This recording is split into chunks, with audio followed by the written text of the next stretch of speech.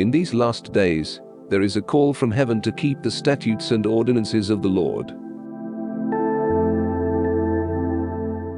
The world has set at naught the law of Jehovah.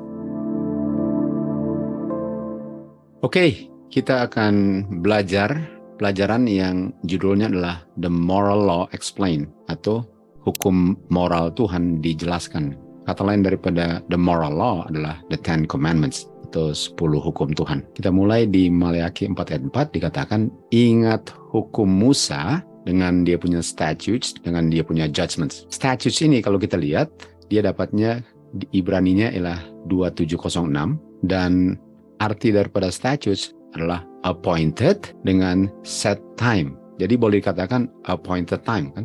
Salah satu daripada statutes. Dan dia juga asal-usul kata statutes ini adalah H2710. Jadi kita mau lihat H2710 ini apa? Kita lihat di Yesaya 49 ayat 16 dikatakan, saya telah memberikan kepada kamu, saya telah mengukir. Graven itu mengukir, dan itu 2710. Artinya kata statutes itu asal-usulnya graven, diukir, sesuatu yang diukir. Dan dikatakan, Tuhan bilang, saya telah mengukir kepada kamu di tangan, telapak tangan saya, sesuatu yang diukir. Dan kata ukir ini, graven, H2710, adalah hukum yang dipotong atau diukir di batu, atau yang ditulis. Nah, kalau bicara tentang hukum yang diukir di batu, kira-kira itu apa? Kalau dibilang tablets. Jadi statutes itu artinya appointed time, diukir, sesuatu yang diukir, dan diukir ialah hukum yang diukir di batu. Di Keluaran 32 ayat 15, Keluaran 32 ayat 15, waktu Musa kembali dan turun dari gunung, dia pegang 2 loh batu, kan? Dia pegang 2 loh batu di tangannya, dan 2 loh batu itu ditulis. Ini kata prescribe, sama dengan di graven, di prescribe, di 2 loh batu itu. Dan kita tahu 2 loh batu itu apa? 10 hukum. Jadi statutes ini boleh dikatakan nggak ada bedanya dengan 10 hukum, kan? Dan kita sudah belajar itu bahwa nggak ada bedanya dengan 10 hukum. Bedanya kita tahu statutes tidak ditulis di 2 loh batu. Artinya walaupun statutes ini tidak ditulis di 2 loh batu, tapi hukumnya atau prinsipnya berlaku di 2 loh batu 10 hukum. Oke, di Keluaran 32 ayat 16 dikatakan 2 loh batu ini adalah hasil pekerjaan Tuhan, ditulis dan Tuhan yang menulisnya, dan diukir, ini kata ukir, di 2 loh batu. Dan kata graven tadi sama dengan kata statutes, kan? Lalu 31 ayat 18 Keluaran dikatakan Tuhan berikan kepada Musa 2 loh batu yang ditulis dengan jari Gad. Nah, apa itu jari Gad? Kita tahu jari daripada Tuhan itu melambangkan apa? Di Lukas 11 ayat 20 dan Matius 12 ayat 28 dikatakan, dengan jarinya Tuhan, iblis diusir, dan iblis diusir oleh roh Tuhan. Artinya jari Tuhan itu melambangkan roh Tuhan. Artinya 10 hukum ini ditulis oleh jari yang melambangkan roh Tuhan. Makanya kita tahu bahwa hukum Tuhan itu spiritual. Hukum Tuhan spiritual di Roma 7 ayat 14. Jadi ini kata statutes tadi, ada statutes atau prinsip yang kita temukan di loh batu, tetapi kita akan lihat bahwa statutes ini tidak ditulis di loh batu, tapi prinsipnya tertulis di loh batu. Prinsip yang tidak tertulis ada di loh batu. Oke, kita lihat kutipan Signs of Times. Tuhan waktu turun ke Bukit Sinai, dia tidak memberikan hukum yang baru. Artinya hukum yang diberikan adalah hukum yang selalu ada, bukan hukum yang baru. Dan dia ucapkan dengan suara yang kedengaran agar didengar semua orang. Hukum yang dari awal sudah ada sebagai fondasi daripada pemerintahan Tuhan. Artinya waktu Tuhan turun ke Bukit Sinai, dia berbicara agar didengar umat Israel, hukum yang selalu ada yang adalah fondasi daripada pemerintahan Tuhan. Tadi hukum itu nggak pernah ada, karena pemerintahan Tuhan pun nggak pernah ada, kan? Sebagaimana Tuhan selalu ada, hukumnya selalu ada. Jadi hukum yang diberikan di Sinai ini bukan hukum yang baru diberikan, bukan sesuatu yang baru, ini selalu ada. Yang ditulis di 2 loh batu itu hukum yang sekekal Bapa yang kekal. Tuhan tidak izinkan malaikat untuk membentangkan prinsip-prinsip yang kudus kepada manusia. Dia pun tidak percayakan untuk orang mengingat, apalagi orangnya cenderung untuk lupa dia punya prinsip-prinsip. Oleh sebab itu, Tuhan bicara sendiri. Karena dia nggak mau manusia lupa, dia bicara sendiri.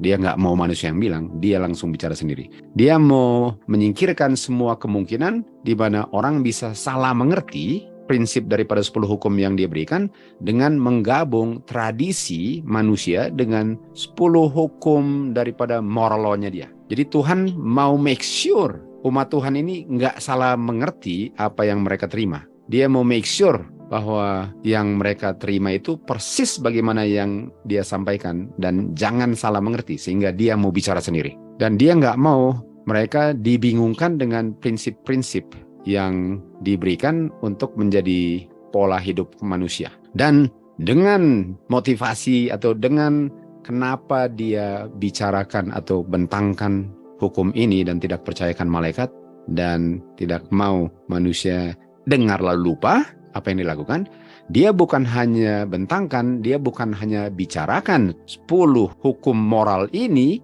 untuk didengar orang Israel, dia tulis juga dengan jarinya di dua loh batu. Okay? Jadi untuk ditulis di loh batu itu supaya selalu ada di situ. Supaya kalau orang lupa atau bingung, mereka bisa baca persis apa yang dia bilang yang tertulis di dua loh batu. Itu sebabnya dia bukan hanya bicara, dia tulis juga di loh batu yang akhirnya dia berikan kepada Musa kan. Nah, ini 10 hukum dia berikan di Sinai. Hukum itu kita tahu diulang kembali katanya. Hukum itu sudah ada sebelum diberikan di Sinai karena hukum ini bukan sesuatu yang baru kan. Nah, di ulangan 5 kita tahu bahwa Musa mengulang kembali 10 hukum yang diucapkan Tuhan di Horeb, dia ulang kembali di buku ulangan. Dan ayat 1 dikatakan, Musa memanggil semua orang Israel dan bilang kepada mereka, dengarlah, oh Israel, statutes dengan dia punya judgment. Kita tahu statutes adalah hukum, prinsip hukum yang ada di 10 hukum kan. Statutes dengan judgment, agar kamu bisa mempelajarinya, memeliharanya, dan melakukannya. Jadi kamu perlu untuk melakukan statutes dan judgment. Tentu saja statutes dan judgment ini bukan yang ditulis di loh batu, tapi prinsipnya ada di loh batu, sebagaimana kita tahu tadi bahwa statutes artinya sesuatu yang diukir di dua loh batu. Jadi prinsipnya, kamu harus lakukan ini. Ayat 2, Jehovah God membuat satu perjanjian dengan kita di Sinai, di Horeb. Dan dia enggak buat covenant ini dengan kita punya fathers, tetapi dengan kita yang ada hari ini di sini. Dia buat covenant itu. Jehovah bicara kepada kamu di Bukit Sinai dari tengah api. Dan ingat dia bilang, saya berdiri antara kamu dengan Jehovah God. Ingat waktu saya harus berdiri antara kamu, karena kamu ketakutan. Lalu kamu bilang, kamulah Musa yang ngomong. Nanti kalau Tuhan yang ngomong terus kita mati, ingat. Musa bilang begitu. Jadi Musa mengingatkan kembali akan 10 hukum yang mereka dengar di Sinai, lalu dia ulang kembali apa yang telah terjadi di Sinai. Lalu dia ulang 10 hukum, walaupun saya nggak akan baca seluruh 10 hukumnya, tapi ulangan 5 yang bicara tentang 10 hukum, bicara tentang statutes. Jadi waktu dia ulang kembali 10 hukum, dia bilang, buat statutes dengan judgment. Sementara dia sedang kasih 10 hukum. Artinya, statutes dengan judgment itu prinsipnya adalah prinsip yang kita dapati di 10 hukum. Di ayat 6 dikatakan, Akulah Jehovah God yang bawa kamu keluar dari Mesir dan dari rumah perbudakan. Kamu tidak boleh ada gods yang lain di hadapanku. Hukum pertama, jangan mengukir apa saja dan menyembahnya. Ini kan hukum pertama. Hukum pertama di Keluaran 20 sekarang diulang kembali. Dan yang menariknya, sementara dia mengulangnya kembali, yang dibilang tadi adalah apa? Statutes dengan judgment. Jadi dia bilang dia punya statutes dengan judgment kan?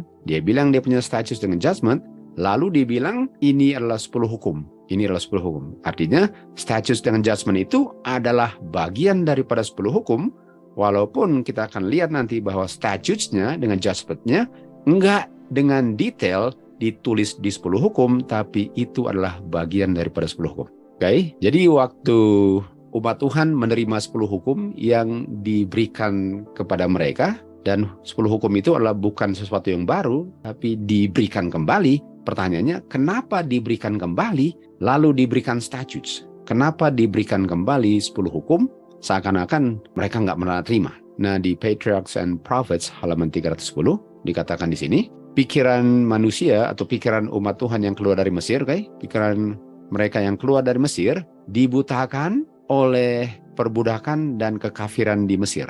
Artinya mereka punya pikiran sudah kotor disebabkan oleh perbudakan di Mesir dan kehidupan kekafiran. Sehingga waktu mereka menerima 10 hukum di Bukit Sinai, mereka nggak bisa menghargai prinsip-prinsip daripada 10 hukum itu. Kita akan lihat apa prinsip-prinsip yang mereka nggak bisa mengerti. Jadi untuk apa mau berikan 10 hukum yang mereka sudah langgar, kalau mereka langgar 10 hukum itu, kenapa mau berikan lagi, lalu harapkan untuk tidak melanggar. Jadi 10 hukum yang mereka langgar diberikan kembali, bedanya sekarang, apa bedanya sekarang sehingga mereka nggak melanggar sesuatu yang mereka sudah langgar. Agar mereka bisa mengerti tuntutan daripada 10 hukum dan lebih mengerti akan prinsip-prinsipnya, Tuhan berikan prinsip tambahan di mana prinsip-prinsip ini akan mengilustrasikan prinsip-prinsip daripada 10 hukum. Artinya, Tuhan berikan precepts, prinsip tambahan daripada 10 hukum, dan gunanya daripada prinsip ini ialah untuk menjelaskan 10 hukum agar mereka sekarang tidak perlu melanggar 10 hukum.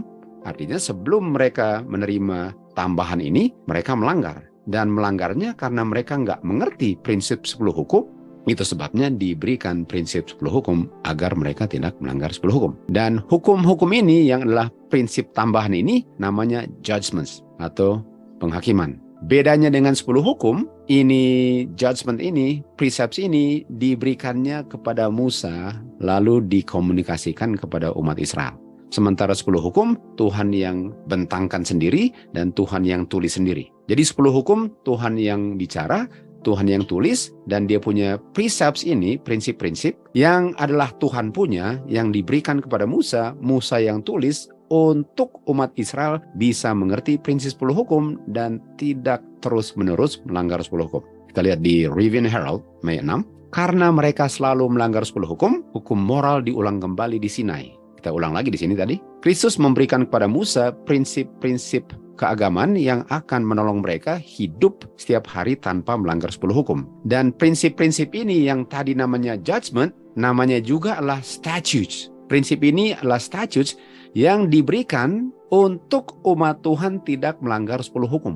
Jadi sama, statutes dengan judgment diberikan untuk mereka mengerti 10 hukum, agar mereka tidak melanggar 10 hukum. Artinya mereka melanggar 10 hukum karena mereka nggak mengerti prinsip 10 hukum. Oleh sebab itu diberikan statutes dengan judgment agar mereka bisa mengerti 10 hukum agar mereka tidak melanggar 10 hukum. Dan statutes dengan judgment ini bukan bayang-bayang yang dipakukan ke kayu salib waktu Tuhan Yesus mati di kayu salib. Kita tahu 10 hukum nggak dipakukan, statutes dengan judgment pun tidak dipakukan karena ini adalah bagian daripada 10 hukum walaupun tidak tertulis di loh batu, tapi statutes ini prinsipnya ada di loh batu sebagaimana yang kita baca tadi. Statutes artinya sesuatu yang ditulis di batu. Jadi statutes dengan judgment ini selalu binding, selalu berlaku untuk selama-lamanya. Jadi nggak bisa dibilang bahwa statutes dengan judgment dipakukan ke kayu salib waktu Tuhan Yesus mati di kayu salib. Sebagaimana nggak bisa dibilang 10 hukum dipakukan ke kayu salib. Sama bobotnya. Dan perintah-perintah ini di-enforce oleh power daripada 10 hukum. Artinya 10 hukum nggak bertentangan dengan prinsip ini karena ini adalah prinsip-prinsip 10 hukum walaupun 10 hukum itu adalah prinsip yang sederhana. Statutes dengan judgment ini adalah prinsip 10 hukum yang diuraikan. Jadi kalau orang tahu statutes dengan judgment, nggak usah ditulis lagi, mereka akan menurut 10 hukum dan tidak melanggarnya. Tetapi kalau orang melanggar 10 hukum, diberikan statutes dengan judgment secara tertulis supaya mereka bisa mengerti apa yang mereka langgar dari 10 hukum. Dan statutes dengan judgment ini mereka menjelaskan dengan sangat jelas 10 hukum itu sehingga nggak ada yang perlu melanggar. Okay? Ini adalah statutes dengan judgment yang diberikan setelah Tuhan berikan 10 hukum agar mereka tidak melanggar 10 hukum. Di Great Controversy, kita lihat hukum Tuhan di Ka'bah di surga adalah yang asli. Yang mana prinsip-prinsip yang ditulis di 2 loh batu dan artinya termasuk juga yang ditulis oleh Musa di Kejadian, Keluaran, Imamat, Bilangan, Ulangan adalah transkrip, tulisan yang tidak ada salahnya. Jadi dikatakan sini ya, hukum Tuhan yang di surga, yang ditulis di loh batu dan dicatat oleh Musa. Bayangkan ini. Artinya 10 hukum yang di surga ini bisa dimengerti waktu baca 10 hukum di loh batu dan statutes dan judgment. Jadi statutes dan judgment dan 10 hukum itu menggambarkan, mengilustrasikan 10 hukum yang ada di Ka'bah di surga. Sebagaimana 10 hukum nggak bisa dipakukan, statutes dengan judgment nggak bisa dipakukan karena dua-duanya membuat lengkaplah pengertian 10 hukum. Hukum Tuhan adalah pengungkapan kehendak Bapa dan secara tertulis mengungkapkan karakternya dan untuk selama-lamanya ada. Seluruh 10 hukum di loh batu dan yang ditulis Musa adalah pasti dan selama-lamanya akan selama-lamanya ada. Nggak pernah akan dipakukan ke kayu salib. Okay? Jadi statutes, judgment, dan moral law satu paket ya, nggak ada bedanya. Ini sama dengan ngomong tentang Alkitab, lalu kita baca tulisan Roh Nubuat. Roh Nubuat itu menjelaskan Alkitab bagi orang yang nggak ngerti Alkitab, kan? Artinya Roh Nubuat tidak menggantikan Alkitab. Alkitab bisa dimengerti tanpa Roh Nubuat, walaupun Roh Nubuat itu bukan menggantikan Alkitab, tapi prinsip-prinsip di Alkitab itu yang nggak bisa dimengerti dijelaskan Roh Nubuat. Sama dengan statutes dengan judgment, nggak perlu ditulis. Kalau orang yang memelihara 10 hukum sudah tahu prinsipnya. Kalau melanggar 10 hukum, ditulis agar tidak melanggar prinsip 10 hukum. Sekarang mari kita lihat dengan jelas mendefinisikan hukum. Mari kita lihat contoh. Di Yohanes 8 kita tahu ada wanita yang kedapatan dalam kegiatan perzinahannya. Jadi sementara dia berzinah, dia ditangkap. Lalu mereka tanya kepada Tuhan Yesus. Dia bilang, sesuai dengan hukum Musa, statutes dengan judgment kan, sesuai dengan hukum Musa, dikatakan orang yang kedapatan, orang yang berzina harus dilempari batu. Jadi, waktu dibilang sesuai dengan hukum Musa menjelaskan 10 hukum kan? Iya, menjelaskan 10 hukum. Nah, Tuhan Yesus jelaskan prinsip ini di Matius 5 ayat 27. Di Matius 5 ayat 27, Tuhan Yesus bilang, bukankah sudah dibilang dari dulu, jangan berzina. Inilah 10 hukum. Lalu mereka bilang apa? Hukum Musa bilang. Kalau kita tahu, hukum Musa itu menjelaskan untuk orang yang nggak jelas dengan 10 hukum. Bukan berarti bahwa 10 hukum itu nggak lengkap. 10 hukum itu lengkap 10-nya, tapi ada orang yang nggak ngerti prinsipnya sehingga harus diuraikan oleh hukum yang ditulis Musa, yang Tuhan berikan kepada Musa. Jadi bisa saja ada orang yang nggak ngerti apa artinya jangan berzina. Oleh sebab itu ada hukum Musa yang akan menjelaskan apa artinya untuk tidak berzina. Nah, ayat 28 Tuhan Yesus jelaskan apa artinya untuk tidak berzina karena di 10 hukum hanya ditulis jangan berzina. Sesederhana itu. Lalu ayat 28 Tuhan Yesus uraikan. Dan kita tahu yang uraikan apa? Hukum Musa. Dan mereka bilang sesuai dengan hukum Musa. Ayat 28 Tuhan Yesus bilang apa? Oke. Barang siapa melihat dan menginginkan wanita sudah berzina di dalam hatinya. Apakah sedetail itu ditulis di 10 hukum? Tidak. 10 hukum tidak dengan detail tulis itu, tapi 10 hukum artinya itu. Jadi kalau orang nggak mengerti itu, mereka pikir orang yang berzina adalah orang yang kedapatan sedang tidur dengan bukan suami atau istrinya. Sementara 10 hukum sebenarnya artinya, arti spiritualnya ialah walaupun kamu hanya melihat dalam pikiran kamu dan sudah menginginkannya, kamu sudah melanggar 10 hukum. Dan itu diuraikan oleh hukum Musa. Jadi apakah hukum Musa sama dengan 10 hukum? Sama. Malahan lebih jelas mengungkapkan 10 hukum. Jadi bisa nggak kalau 10 hukum tidak dipakukan, bisa nggak hukum Musa dipakukan kalau itu adalah 10 hukum secara yang terurai hanya karena Musa tulis bukan berarti nggak penting. Kita lihat lagi di Matius 5 ayat 21 tentang judgment. Tuhan Yesus bilang, kamu sudah dengar dulu kala di 10 hukum dikatakan kamu nggak boleh membunuh. Tuhan Yesus cuma kutip 10 hukum yang ditulis di 2 loh batu tanpa penguraiannya. Lalu Tuhan Yesus menguraikannya di ayat 22. Dikatakan, barang siapa marah terhadap saudaranya tanpa alasan, dia sudah membunuh. Ini judgment. Artinya, waktu Tuhan Yesus uraikan 10 hukum di yang kita mengerti sebagai prinsip-prinsip atau statutes, religious precept kan? Yang prinsip-prinsipnya ditulis oleh Musa, sementara prinsip-prinsip itu ada di 10 hukum, walaupun nggak ditulis pun ada. Dan diberikan ini, statutes dengan judgment ini, agar umat Tuhan bisa mengerti 10 hukum dan tidak melanggar lagi. Jadi statutes dengan judgment atau law of Moses ini dengan jelas, dengan pasti menjelaskan 10 hukum. Statutes dengan judgment bukan bayang-bayang, tetapi selama-lamanya berlaku. Selama pemerintahan Tuhan ada dan selama Tuhan ada, statutes dengan judgment punya prinsip selalu ada. Bisa saja tidak tertulis, tapi tetap ada walaupun tidak tertulis. Tertulisnya bagi yang nggak ngerti. Bagi yang mengerti, nggak usah tertulis, karena kita tahu semuanya ditulis dalam hati manusia kan.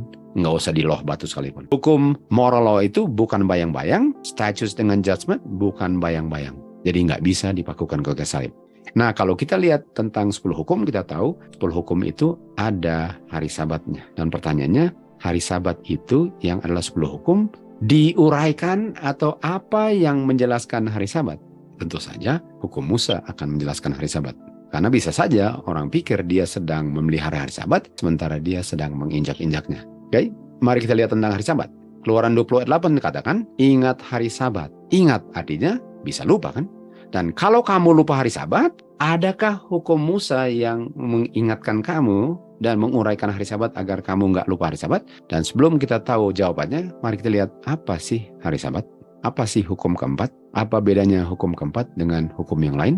Di Signs of the Times di sini katakan, di akhir zaman, in these last days, di akhir zaman ini, ada panggilan dari surga mengundang semua untuk memelihara statutes dengan ordinances of the Lord.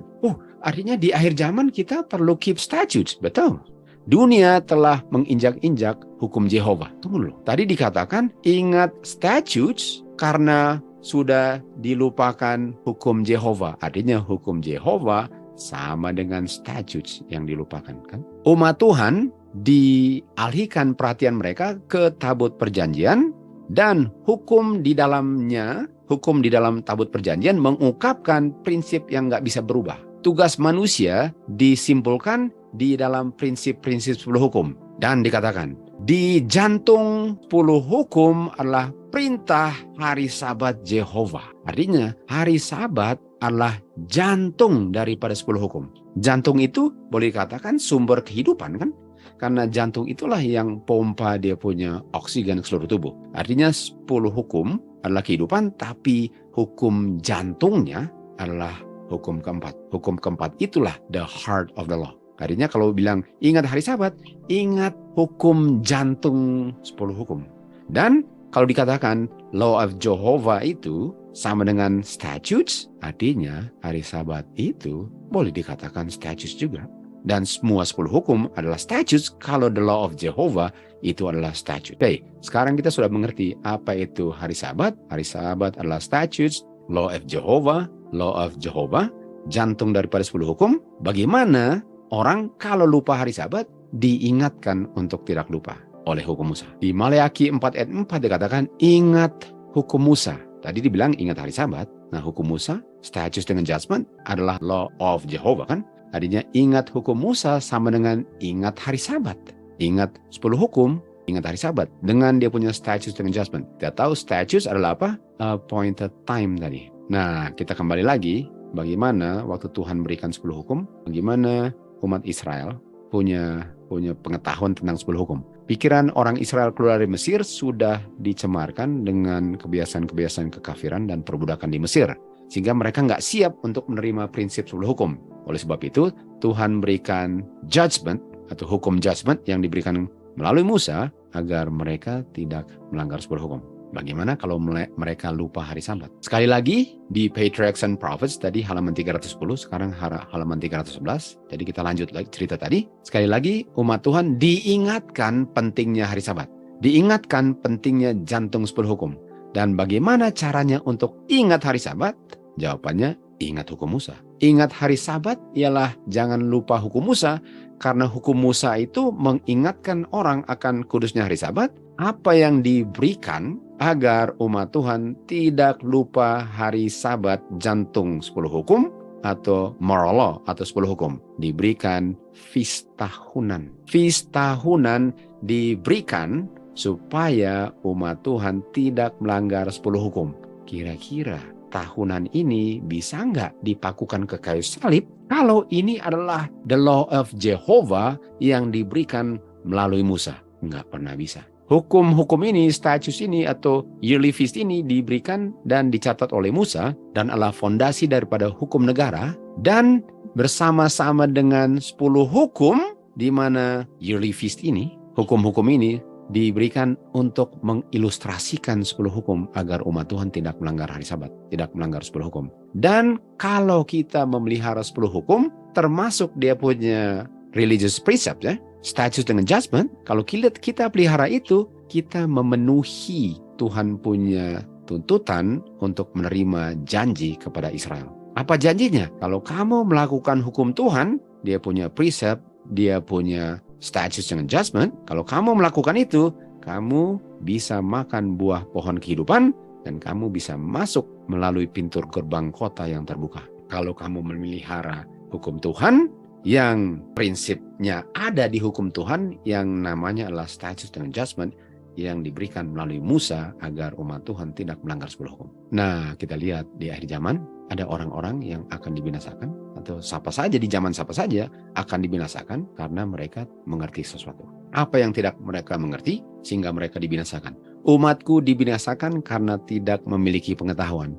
Pengetahuan tentang apa yang mereka tidak miliki, mereka lupa hukum Tuhan. Mereka lupa hukum Musa. Untuk lupa hukum Musa, saya akan lupa hari Sabat, saya akan lupa 10 hukum, dan untuk lupa 10 hukum, saya akan dibinasakan. Ada orang-orang yang tidak mengerti rencana keselamatan. Dan mereka membuat kematian Tuhan Yesus sebagai argumentasi bukti bahwa hukum Tuhan sudah dipakukan. Orang-orang yang bilang adalah guru-guru membutakan atau mereka sendiri dibutakan karena mereka menggabung hukum moral yang terdiri dari statutes dengan judgment, yang mana statusnya adalah yearly feast. Mereka gabung itu dengan hukum seremonial. Dan mereka menggunakan ayat-ayat Alkitab yang bicara tentang ceremonial law untuk menjadi bukti bahwa hukum Tuhan atau feast sudah dipakukan. Ini adalah pemutar balikan akan kebenaran firman Tuhan. Hukum moral yang adalah statutes dengan judgment adalah hukum yang berbeda dari hukum seremonial. Yang satu, hukum seremonial ini adalah hukum bayang-bayang yang dipakukan ke kayu salib karena Tuhan Yesus sudah menggantikan semua itu kan. Yang satu lagi adalah hukum law of Jehovah atau hukum Jehovah yang kita tahu tadi dikatakan apa? Statutes. Artinya statutes yang adalah feast itu adalah hukum Jehovah yang nggak bisa berakhir dan nggak bisa berganti dan nggak bisa berubah selama-lamanya. Tapi banyak orang pikir bahwa feast itu adalah ceremonial law. Padahal feast itu di bawah statutes dan statutes dan judgment itu di bawah law of Jehovah, bukan di bawah ceremonial law.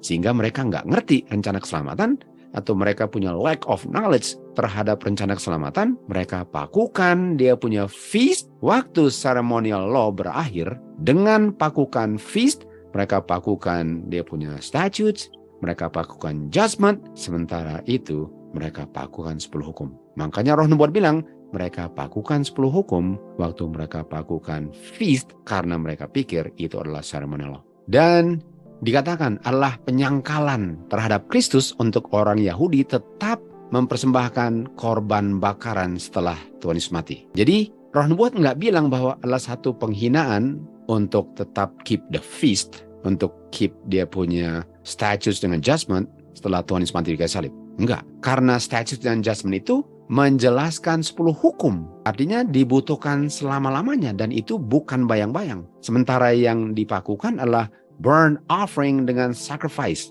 Bukan dia punya feast. Feast adalah bagian daripada statutes. Statutes adalah hukum Musa yang diberikan untuk menjelaskan 10 hukum termasuk hari Sabat. Itu tidak dipakukan. Jadi mereka buang dia punya statutes dengan judgment termasuk 10 hukum dengan dia punya ceremonial law, dan mereka nggak mengerti itu. Mari kita lihat konklusinya. Moral law, hukum 10 hukum itu bertahan selama-lamanya, di mana ada law of Moses yang adalah bagian daripada moral law yang ditulis untuk menguraikan moral law yang terdiri dari statutes dan judgment, dan statusnya salah satunya adalah feast tahunan. Kita sudah baca tadi, ini berlangsung selama-lamanya, nggak pernah dipakukan. Sementara the ceremonial law berakhir di kayu salib, walaupun diberikan kepada Musa, tapi itu berakhir karena waktu Tuhan Yesus sudah mati, nggak perlu lagi ada lambang kematian, karena kenyataan kematian sudah terjadi. Jadi yang mereka buang adalah Law of Moses, yang mereka pikir adalah ceremonial law, dan dengan buang Law of Moses, kena juga moral law-nya, sehingga dibuang semuanya, sehingga dunia ini tidak ada hukum lagi. Umat Tuhan dibinasakan karena tidak memiliki pengetahuan ini. Nah, bicara tentang dia punya hukum Musa dengan Ten Commandments, Tuhan Yesus bilang di sini, jangan pikir saya datang untuk membinasakan hukum atau nabi-nabi. Nabi-nabi adalah apa? Law of Moses, termasuk Law of Moses kan. Law of Moses adalah nabi dan tulisan dia. Jadi dikatakan saya tidak binasakan law atau prophets. Lalu kita lanjut lagi di Bible Echo, ada hukum yang dipakukan, yang ditiadakan, yang disingkirkan dan dipakukan ke kayu salib, yang ada dia punya ordinances. Itu namanya ceremonial law yang diberikan melalui Musa dengan dia punya korban-korban. Waktu domba sudah bertemu dengan Tuhan Yesus di kematian Tuhan Yesus, domba nggak dipersembahkan lagi, sehingga semua korban-korban berakhir. Lalu dikatakan di sini, Rasul Paulus dengan rasul-rasul yang lain bekerja untuk menunjukkan hal ini, bahwa yang berakhir adalah domba dengan dia punya ceremonial law, semua berakhir. Dan mereka mau menunjukkan kepada orang-orang Yahudi yang bilang bahwa orang-orang Kristen setelah kayu salib tetap harus menjalankan ceremonial law. Jadi Rasul Paulus bilang, jangan kamu dipengaruhi orang setelah kayu salib bahwa kamu harus tetap bunuh domba, karena itu sudah berakhir. Di mana ayatnya? Di Kolose 2. Di Kolose 2 dikatakan yang di blot out adalah handwriting ordinances atau ceremonial law yang di take out of the way dan dipakukan ke kayu salib. Apa itu? Ceremonial law. Nah, kita lihat tadi ceremonial law itu beda dengan moral law. Dan karena itu yang dipakukan, Rasul Paulus bilang, jangan kamu dihakimi kalau kamu sedang buat bagian daripada Moses law yang adalah meat dengan drink yang dilakukannya pada holiday, pada bulan baru dan pada hari-hari sabat. Karena meat and drink di holidays, bulan baru dan hari sabat itu adalah bayang-bayang dari sesuatu yang akan tiba tapi belum. Jadi nggak bisa ini bayang-bayang ini yang adalah meat and drink yang dilakukan di holiday, new moon dengan Sabbath days dipakukan kalau dia bayang-bayang dari yang belum terjadi, things to come. Yang sudah dipakukan adalah ceremonial law. Sementara meat, drink, holiday, new moon, Sabbath days, inilah bayang-bayang dari yang belum terjadi. Kayu salib sudah terjadi, yang things to come ini belum terjadi. Dan ini adalah bagian daripada Law of Moses yang nggak bisa dipakukan, sebagaimana 10 hukum pun tidak bisa dipakukan. Artinya ini shadow ini adalah bayang-bayang atau sesuatu yang menjelaskan 10 hukum. Di Yesaya 66 ayat 22 dikatakan di dunia baru dan langit baru nanti, dibilang apa? It shall come to pass. Ini come to pass sama dengan shadow of things to come. Jadi come to pass-nya ini adalah yang akan terjadi nanti. Jadi yang dikatakan Sabbath, new moon, itulah bayang-bayang things to come. Nah, di Yesaya 66 ayat 23, ini yang to come-nya nanti. Dan yang to come-nya nanti adalah dari bulan baru ke bulan baru, dari hari sabat ke hari sabat, semua akan datang untuk worship God. Artinya, apakah masih lakukan dari bulan baru ke bulan baru, dari sabat ke sabat, apakah masih dilakukan sesuatu yang di bumi ini dilakukan di Kolose 2 ayat 17. Di Yeskel 46 ayat 1 dikatakan, ada pintu gerbang yang ditutup 6 hari, tapi dibuka pada hari sabat dan dibuka pada hari-hari bulan baru. Artinya waktu pintu gerbang terbuka, kita masuk setiap sabat, setiap bulan baru untuk worship God karena pintu gerbang terbuka kan. Ingat tadi di Wahyu 22 ayat 14, orang yang melakukan hukum Tuhan, orang yang menurut hukum Tuhan bisa makan buah kehidupan dan masuk pintu gerbang nanti. Sementara nanti itu masih nanti, sekarangnya kita meet and drink pada new moon dengan Sabbath day. Karena itu masih bayang-bayang nanti dan nanti masih bikin terus. Bedanya di dunia baru. Dikatakan di sini karena tabut perjanjian Tuhan di surga dengan dia punya loh batu, ditulis prinsip-prinsip adalah fondasi pemerintahan Tuhan. Hari Sabat yang Tuhan bilang adalah tanda kesetiaan umat Tuhan diletakkan sebagai jantung 10 hukum. Dan Tuhan mengatakan bahwa dari bulan baru ke bulan baru, dari Sabat ke Sabat, Sabat adalah jantung 10 hukum. Artinya bulan baru dan sabat ke sabat ini adalah prinsip 10 hukum. Kita datang untuk worship di dunia baru. Dan kalau di dunia baru masih new moon to new moon, Sabbath to Sabbath, yearly feast to yearly feast, kenapa mau dipakukan ke kayu salib kalau di dunia baru nanti untuk selama-lamanya masih dibuat untuk selama-lamanya? Dengan membuang feast, kita membuang 10 hukum yang Roh Nubuat bilang mereka nggak bisa bedakan ceremonial law dengan moral law. Mereka pikir bahwa feast itu adalah ceremonial law yang dibuang bersama-sama dengan ceremonial law. Padahal feast itu adalah bagian daripada 10 hukum. Diberkatilah mereka yang melakukan dia punya commandments, dia punya statutes dengan judgment. Karena mereka bisa makan buah pohon kehidupan dan masuk melalui pintu gerbang yang dibuka setiap bulan dan setiap hari Sabat. Kita di sini keep the feast-nya, tahunan punya, bulanan punya, dan mingguan punya. Diberkatilah orang yang melakukan hukum Tuhan.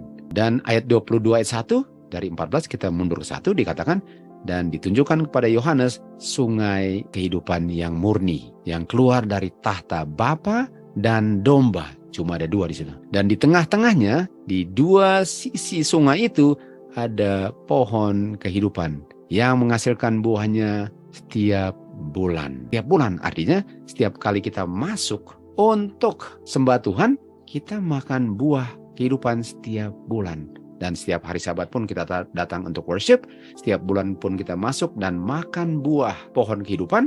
Karena waktu di dunia tidak melanggar 10 hukum. Karena diberikan statute dengan judgment. Dan kita lakukan feast-nya sebagai peringatan kekudusan hari Sabatnya. Dan apa itu makan buahnya? Pohon kehidupan yang ada buah kehidupannya. Bayang-bayang. Masih bayang-bayang.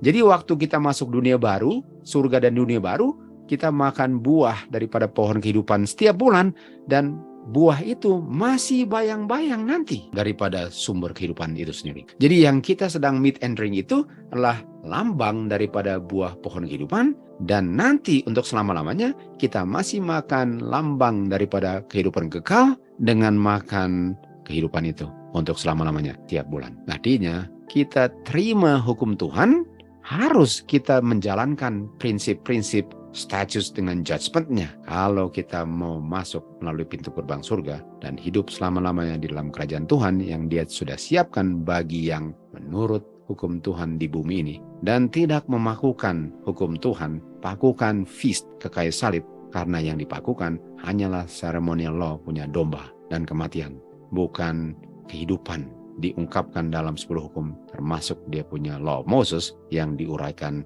di dalam dia punya statutes dan dia punya judgment. Diberkatilah orang yang menurut 10 hukum, dia akan masuk melalui pintu gerbang surga tiap bulan, tiap minggu, dan setiap tahunan untuk selama-lamanya.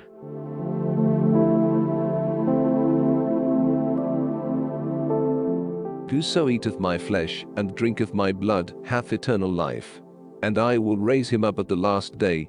For my flesh is meat indeed, and my blood is drink indeed.